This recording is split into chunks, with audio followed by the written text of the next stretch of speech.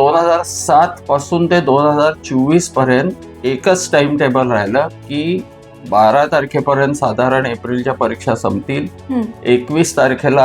21 एप्रिलला विदर्भातील सर्व शाळा बंद होतील आणि विदर्भातल्या शाळा 20-30 जूनला उघडतील. एखाद्या ठिकाणी किंवा एखाद्या स्थळी किंवा एखाद्या विभागात अपवादात्मक किंवा स्थानिक परिस्थिती जर वेगळी असेल तर माननीय शिक्षणाधिकारी यांनी वेळापत्रकात बदल करता येतो त्यांना. नमस्कार, मी रश्मी खेडीकर. नवराष्ट्रमध्ये तुम्हा सगळ्यांचं खूप खूप स्वागत आहे. आता येता 5 मार्चला एक शिक्षण विभागाकडनं एक परिपत्रक जारी करण्यात आलं होतं, ज्याच्यामध्ये विद्यार्थ्यांच्या परीक्षा ज्या आहे या विदर्भात एप्रिल महिन्यात घ्याव्या असं त्याच्यात लिहिलेलं होतं, नमूद केलेलं होतं. त्यावर एक याचिका जी आहे ती दाखल झाली. बऱ्याच पॅरेंट्सला, शिक्षकांना याच्यामुळे नाहक त्रास होता, कारण विदर्भाची ऊन जर आपण म्हटलं तर खूप कडाक्याची ऊन असते. आणि त्याच्यामध्ये आता जी याचिका दाखल झाली होती त्याचे वकील आता आपल्यासोबत आहेत, ॲडव्होकेट भानुदास कुलकर्णी जी. आपण त्यांच्याशी बोलूयात की सर नेमकं काय स्टे ऑर्डर आलेला आहे, काय हा स्टे ऑर्डर नाही आहे. 2007 मध्ये अशीच एक याचिका झालेली होती, ज्यावेळेस सरकारने हे सांगितलं होतं की विदर्भातल्या शाळा या 15 जूनला उघडतील. त्याच्यावर खूप बारकाईनं उहापोह करून तो निर्णय विदर्भाकरता लागू होणार नाही आणि शासनाने वेगळा निर्णय घ्यावा विदर्भाच्या करता, कारण जून मध्येही टेम्परेचर 42 किंवा 42 ते 45 पर्यंत असतं. बिलकुल. तर त्याच्यानंतर मग 2007 पासून ते 2024 पर्यंत एकच टाइम टेबल राहिलं की 12 तारखेपर्यंत साधारण एप्रिलच्या परीक्षा संपतील.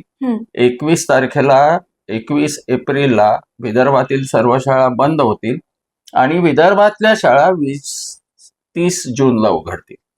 परंतु या वर्षी संचालक शिक्षण संशोधन आणि प्रशिक्षण पुणे यांनी 27 फेब्रुवारी 2025 ला एक परिपत्रक काढलं आणि त्यांनी परीक्षेचं टाइम टेबल दिलं. बरं. त्या टाइम टेबल मध्ये असं केलेलं आहे की 8वी 9वीच्या परीक्षा सुरू करा 8 एप्रिल पासून, नंतर परंतु 1 ते 4च्या परीक्षा सुरू करा 22 एप्रिल पासून. अच्छा. म्हणजे जे उलट व्हायला पाहिजे होते की 1 ते 4च्या परीक्षा अगोदर व्हायला पाहिजेत, कारण ती मुलं जास्त म्हणजे धोकादायक आहे, लहान असतात. आणि विदर्भात आपण सर ऊन म्हटलं तर, आणि एप्रिल मध्ये साधारण 15 एप्रिल नंतर विदर्भाचं तापमान 42च्या वरच जातं. हो. आणि हा दरवर्षीचा अनुभव आहे. कधी कधी ते 45 पर्यंत पण गेलेलं आहे. याच्यानंतर 5/3/2025 ला शिक्षण आयुक्तांनी ते परिपत्रक काढलं की अशाच परीक्षा घ्या ज्या 27/2च्या परिपत्रकात नमूद केलंय. खूप आक्षेप घेतले पण कोणी ऐकले नाही. शेवटी ही रीट याचिका काही पेरेंट्स म्हणजे पालक आहेत, नंतर एक संस्था आहे आणि संस्था महामंडळ यांच्यातर्फे दाखल करण्यात आली. आज त्याच्यावर सुनावणी झाली आणि त्या 5/3/2025च्या परिपत्रकात असं लिहिलेलं आहे की तो शब्द फार महत्वाचा आहे की जर एखाद्या ठिकाणी किंवा एखाद्या स्थळी किंवा एखाद्या विभागात अपवादात्मक किंवा स्थानिक परिस्थिती जर वेगळी असेल तर माननीय शिक्षणाधिकारी यांनी वेळापत्रकात बदल करता येतो त्यांना. फक्त त्यांना मान्यता घेण्यात यावी पुण्याच्या परिषदेची. तर माननीय उच्च न्यायालयाने म्हटलं की हे जर केलेलं आहे तर तुम्ही ताबडतोब माननीय शिक्षणाधिकारींच्याकडे जा आणि त्याला सांगा की तुमच्या या अधिकारामध्ये तुम्ही ताबडतोब नवीन टाइम टेबल तयार करून तिकडे पाठवा आणि त्याला लगेच त्वरेने मान्यता देण्याचं पण त्याच्यात नमूद केलेलं आहे. त्यामुळे असं होईल की आजच्या आज आम्ही पण माननीय शिक्षणाधिकारी यांच्याकडं हे सगळेजण उद्या सकाळी 10:30 वाजता निवेदन सादर करतील. बहुतेक उद्या संध्याकाळपर्यंत माननीय शिक्षणाधिकारी पुण्यापर्यंत नवीन जे काही वेळापत्रक आहे ते पाठवतील. त्याला जर मान्यता मिळाली तर विदर्भाच्या अनेक मुलांना त्याच्यामुळं लाभ मिळू शकतो. त्यांचं जे आता सुरक्षा धोक्यात आहे थोडीशी माझ्या दृष्टीनं सुद्धा. काय आहे की विदर्भातल्या अर्बन एरिया सोडा की तिथं निदान स्कूल बस आहेत, म्हणून जाण्या येण्यामध्ये थोडीशी तरी कमी त्रास असतो. परंतु ज्या गाव खेड्यातल्या शाळा आहेत तिथं 2 किलोमीटर 5 किलोमीटर मुलांना चालावं लागतं. बिलकुल बिलकुल. आधी सकाळी जरी परीक्षा घ्यायचं म्हटलं तरी परत जाताना 12च वाजतात ना. हो. त्यामुळे जरी सकाळी 7-8 ला जरी परीक्षा सुरू केली तरी परत जाताना मुलांना त्रास होणार आहे. ऍक्च्युली एप्रिलमध्ये 9 वाजता सुद्धा चांगलंच ऊन असतं आणि ऊन आहे, पाण्याची कमतरता आहे. नंतर सनस्ट्रोक झाला तर खेडेगावांमध्ये अशा काही व्यवस्थापन कमी आहेत. नाही आहेत असं मी म्हणणार नाही, पण कमी आहे. तर या ह्याच्यानी आपणच जर आत्ताच सुरक्षित टाइम टेबल तयार केलं तर मुलांना जास्त उपयोगी होईल. अशा तऱ्हेनं हाच आशय डोक्यात ठेवून किंवा याच आशयावर विचार करून उच्च न्यायालयाने हे केलंय की तुमच्याच ह्याच्यात प्रावधान आहे, प्रोव्हिजन केलेली आहे, तर त्या प्रोव्हिजन प्रमाणे ताबडतोब तुम्ही शिक्षणाधिकारीकडे जाणे त्यांना अधिकारच दिलेले आहेत टाइम टेबल बदलण्याचे. आणि अपवादात्मक परिस्थिती आणि स्थानिक परिस्थिती दोन्ही विदर्भाकरता फार महत्वाचे. बिलकुल.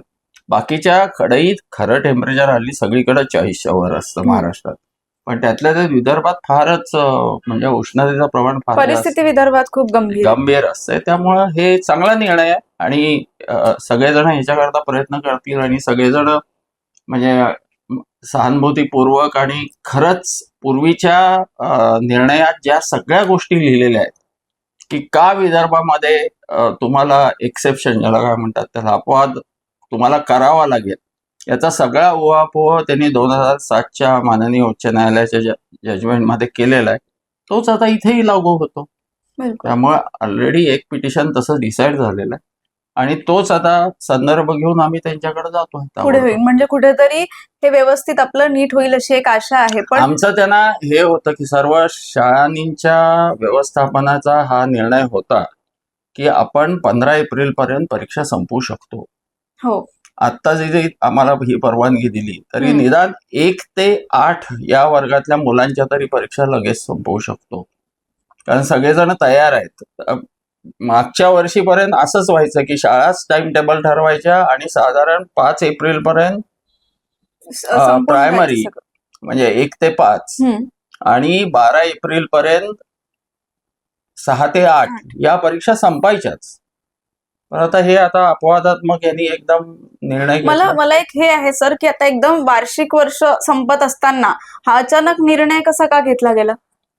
कसा घेतला आणि का घेतला गेला याचं तर आपण उत्तर नाही देऊ शकत, परंतु तो निर्णय गंभीर आहे किंवा विद्यार्थ्यांच्या हितावह नाही हे तर आपण निश्चितच म्हणू शकतो. कारण तुम्ही निर्णय घेताना हाच निर्णय जर उलटा घेतला असता की 5वीची परीक्षा 8 एप्रिल पासून 12 एप्रिल पर्यंत संपवा आणि म्हणजे 5वी पर्यंतची 1 ते 5 आणि मग मोठ्या मुलांची म्हणजे 6 ते 8 ची परीक्षा तुम्ही 22 एप्रिल पर्यंत संपवा, असं जरी म्हटलं असतं ते थोडा दिलासा होता. त्यांनी सगळंच उलट करून टाकलं की वरच्या वर्गातल्या मुलांची परीक्षा पहिली घ्या आणि 1 ते 4 ची परीक्षा 22 एप्रिल नंतर घ्या. 22 एप्रिल पासून 25 एप्रिल मध्ये म्हणजे खरंच आणि त्यात हे पण लिहून होतं ना की 1 मे पर्यंत रिझल्ट आणि कुठल्याही परिस्थितीत 1 मे ला रिझल्ट लावायचेच. महाराष्ट्र दिनाचा कार्यक्रम संपल्यानंतर रिझल्ट लावायचे.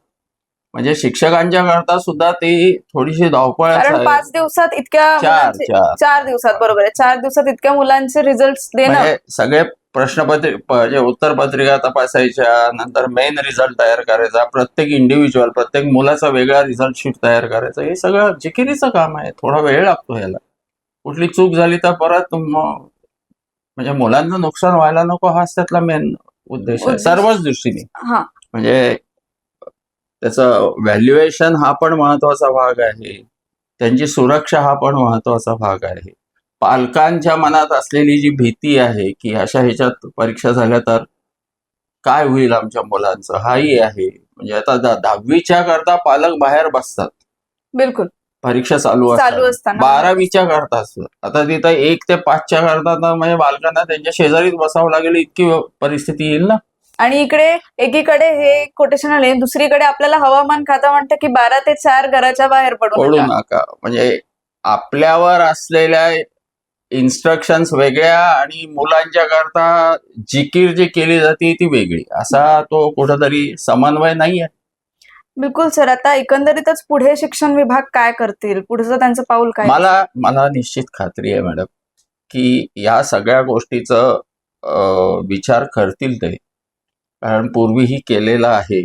आणि जी गोष्ट 7 पासून 24 पर्यंत म्हणजे 17 वर्ष व्यवस्थित चालली होती, त्याला एकदम त्यांनी जे वळण दिलेलं आहे त्या वळणावर परत एकदा ते कुठंतरी विचार करून मुलांना दिलासा मिळेल ह्याच्याकरता आम्ही सगळेजण साशंक नाही आहोत. आम्हाला पॉझिटिव्हच आहे. प्रयत्न करायलाच लागेल. आणि परत उच्च न्यायालयाचं मान्य उच्च न्यायालयाचं आपल्याला थोडंसं पाठबळ मिळालेलं आहे की याच्यामुळे आम्ही आता म्हणजे या अपवादात्मक परिस्थिती आहे आणि स्थानिक परिस्थिती या दोन्ही गोष्टी दाखवून मग त्यांना विचार करावा लागेल. आणि शिक्षणाधिकाऱ्यांच्या समोर सुद्धा हे प्रश्न आहेत ना, बरोबर, की या परीक्षांमध्ये कुठं काही झालं एखादी घटना, त्या घटनेचे जबाबदार शिक्षणाधिकारी सुद्धा राहतात ना, सगळ्या शाळांचे इन्चार्ज म्हणून तेही असतात, तर त्यांनाही धाकधूक आहे. त्यामुळे तेही आमच्याशी आमच्या निवेदनाला चांगलं पाठबळ. पुणे परिषद तिकडे जातील. आता त्यांची फक्त पूर्व परवानगी घ्यायची आहे. म्हणजे त्या असं वाक्य लिहिलंय की माननीय संचालक राज्य शैक्षणिक संशोधन प्रशिक्षण यांची परवानगी घेऊन बदल करावा.